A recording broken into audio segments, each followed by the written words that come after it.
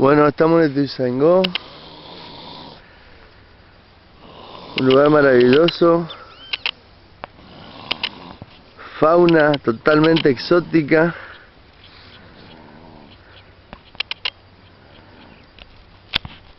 como la que vamos a ver ahora.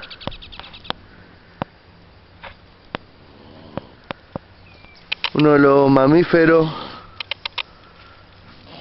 más feroces, silvestre, agreste del planeta.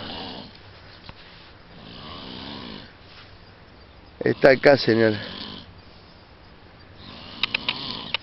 Ronca aproximadamente en unos 8500 megavatios por segundo.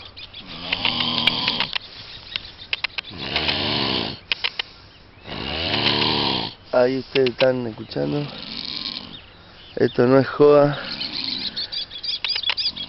Pico por segundo del ronquido del S, unos 7800 Hz, equivalente a 10.000 megavatios aproximadamente. Esto hace que los pájaros que están más o menos a una distancia, que está allá el árbol, unos 1000 metros, desplumen el árbol huyendo de la zona, sabiendo que está este ser totalmente agreste, silvestre, un ronquido feroz que intimida a cualquier criatura que quiera pasarle por el lado. Con ustedes,